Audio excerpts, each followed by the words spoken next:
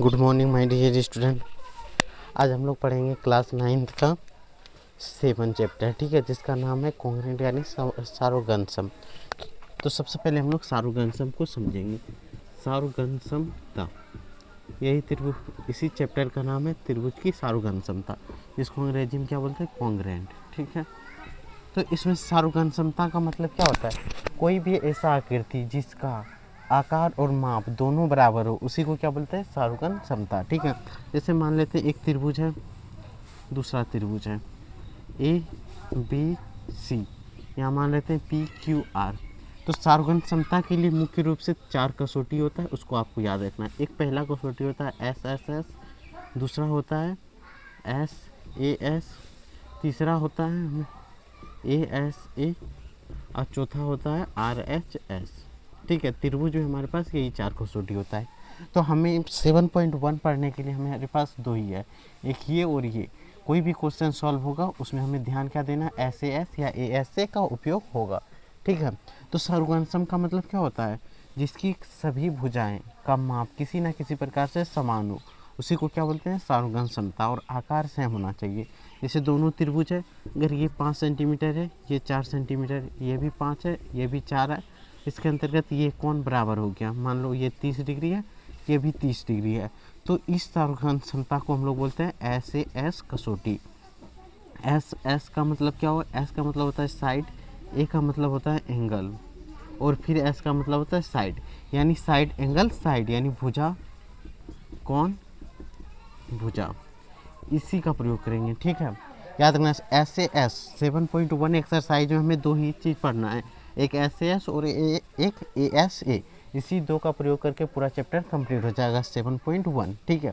तो यहाँ S A S समझ में आया। यदि 2 त्रिभुज हो, दोनों त्रिभुज में 2 भुजाएं बराबर हो और उनके अंतर्गत जो कोण आएगा वो भी बराबर है, तो उसमें हम लोग क्या लगाएंगे, एस ए एस कसौटी, ठीक है। तो ये समझ में आया। जब त्रिभुज सारोगनसम हो जाए तो उसका संगत भाग जो है, जैसे ये त्रिभुज सारोगनसम हो गया, अब ये और ये कोण बराबर हो जाएगा, ये कोण बराबर हो जाएगा, ये भुजा बराबर हो जाएगा। उसी को बोलते हैं कि सारोगनसम त्रिभुज के संगत भाग हमेशा बराबर होता है।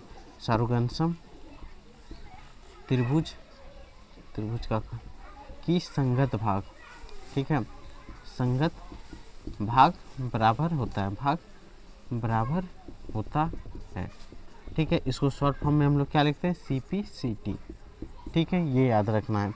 सारोगनसम त्रिभुज के संगत भाग बराबर होता है, उसको क्या बोलते हैं, सी पी सी टी। तो एस ए एस समझ में आया। तो यहाँ पे आप क्या करना है, एक स्क्रीनशॉट उस लेना है तो लेके रख सकते हो, नहीं तो हम लोग ए एस ए को पहले समझेंगे, उसके बाद क्वेश्चन को बनाएंगे, ठीक है। तो चलो, अब बच्चा क्या, हमारे पास 2 ही इस चैप्टर में है, दूसरा क्या है, ए एस ए। तो ए एस ए का मतलब क्या होता है, ए से एंगल, एस का मतलब साइड और ए का मतलब एंगल, यानी कि 2 त्रिभुज, एंगल को क्या बोलते हैं, कोण, साइड को क्या बोलेंगे, भुजा कोण, यानी कि 2 त्रिभुज, यानी कि कोई भी 2 त्रिभुज जिसके अंतर्गत जिसकी 2 भुजाएं बराबर हो, कोई भी 2 त्रिभुज जिसकी 2 कोण और एक उसके अंतर्गत एक भुजा, अंतर्गत मतलब जैसे ये दोनों कोण बराबर है तो ये भुजा बराबर होगी, अगर ये और ये कोण बराबर होगा तो ये भुजा बराबर होगा, समझ में आया। कोई भी उसके अंतर्गत भुजा क्या होना चाहिए, बराबर। तो मान लेते हैं ये त्रिभुज है पी क्यू आर, ये मान लेते हैं एस टी यू है, ठीक है। अब इस त्रिभुज में क्या होगा, 2 कोण बराबर होगा और एक भुजा बराबर होगा। जैसे मान लेते हैं ये एक कोण हो गया, ये 2, ये भी 1 और ये भी 2, ये कोण अगर बराबर हो गया तो ये भुजा भी बराबर हो जाएगा। इस प्रकार जो आ जाएगा तो उसी को हम लोग क्या बोलते हैं, ए एस ए सारोगनसमता। इसको कसौटी भी बोल सकते हैं, ए एस ए कसौटी से, ठीक है। कसौटी सारोगन किस में आता है, तो आपको याद रखना वो समरूप में आता है। तो यहाँ से सारोगनसम का मतलब समझ में आया, कोई भी ऐसा आकृति जिसकी आकृति जिसकी भुजाएं समान हो और उसका माप भी समान हो। जैसे हम लोग एक वर्ग बना दिए, अगर ये भी 10 है, 10 है, 10 है, ये 15 मान लेते हैं, इधर से ये 10, 15, 10 और 10 है, तो आकृति का माप भी समान है, देखने में भी समान लग रहा है, तो इसको भी हम लोग क्या बोल सकते हैं, सारोगनसम है।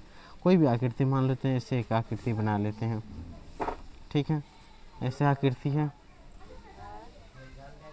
अगर दोनों का माप, अगर ये मान लेते हैं 5 है, ये भी 5 है, ये 10 है, ये भी 10 है, ये 20 है, ये भी 20 है, ये 30 है, ये भी 30 है, ये सारा है। तो हम लोग क्या बोलेंगे, ये भी सारूगंसम है। तो सारूगंसम आपको समझ में आया, सारूगंसम ए ऐसे है और ए ऐसे समझ में आ गया होगा। तो अब हम लोग चैप्टर को शुरू करते हैं। क्वेश्चन नंबर 1 को बनाएंगे, जो कि बहुत ही आसानी से बनाना है।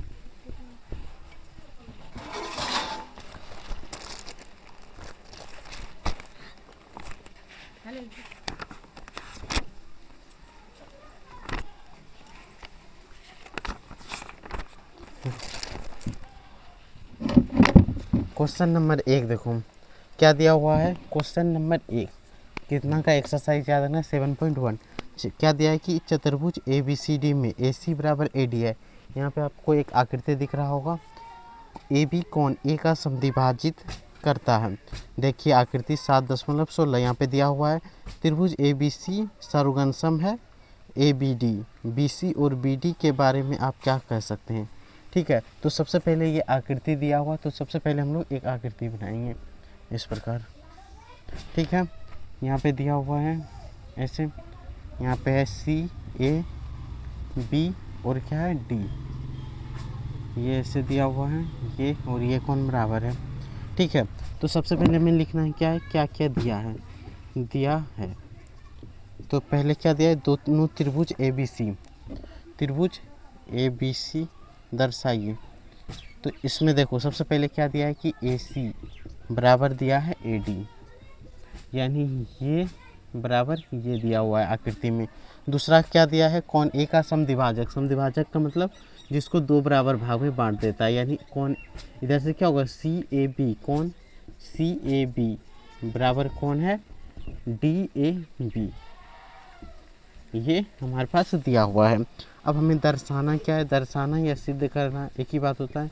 तो दर्शाना है कि त्रिभुज ABC सारूगंसम है त्रिभुज ABD। ये त्रिभुज और ये त्रिभुज दोनों सारूगंसम है, ये दिखाना है। और BC और BD के बारे में एक नंबर। दूसरा नंबर दिखाना है कि BC और BD को दिखाना है। ठीक है, दोनों को क्या दिखा देना है, बराबर है। तो चलिए सॉल्व करते हैं यहाँ से हम लोग। ये पूरा क्वेश्चन हो गया, क्या दिया हुआ है, क्या निकालना है वो हो गया। अब हम लोग सॉल्व करते हैं। तो सबसे पहले क्या लिखेंगे, हल त्रिभुज में ले लेते हैं। तो ऊपर में त्रिभुज क्या होगा ACB, यानी त्रिभुज यहाँ पे दिया है ABC, तो चलो हम लोग ले लेते हैं त्रिभुज ABC। ठीक है, और दूसरा ले लेंगे तथा त्रिभुज, नीचे का त्रिभुज का नाम क्या है ABD, सॉरी यहाँ क्या त्रिभुज होगा ABD, यही होगा। ठीक है, अब दोनों त्रिभुज में देखो हमारे पास दो ही कसौटियाँ प्रयोग करने के लिए, एक तो है SAS और ASA। क्या ये कहीं पे फिट हो रहा है, अगर यही फिट होगा तो इसी को बिठाना है। देखो ये भुजा बराबर है, ये कोण बराबर है, और ये देखो ये दोनों त्रिभुज में है, कॉमन है कि नहीं।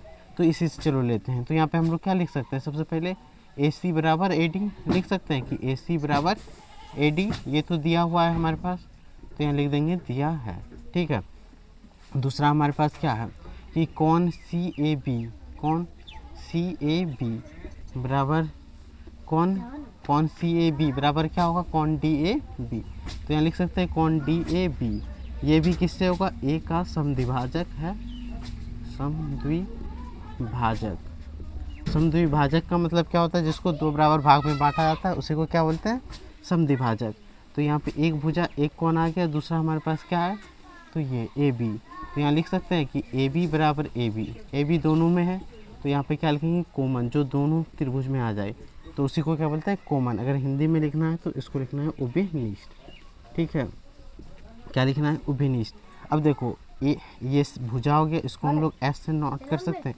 ये कौन हो गया A, ये भी भुजा है S, यानी ऐसे S लग गया तो इसको मिटा देंगे। यहाँ लिख देंगे त्रिभुज ABC सारूगंसम होगा त्रिभुज ABD, सॉरी यहाँ पे क्या होगा D।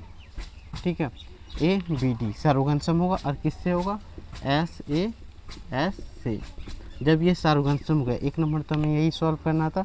दूसरा, जब सारूगंसम हो गया तो यहाँ पे क्या लिख सकते हैं कि BC बराबर BD भी हो सकता है, यानी BC बराबर BD किससे होगा, तो सी पी सी टी से, सर्वघन त्रिभुज के संगत भाग से, तो यहाँ पे दोनों प्रूव हो गया।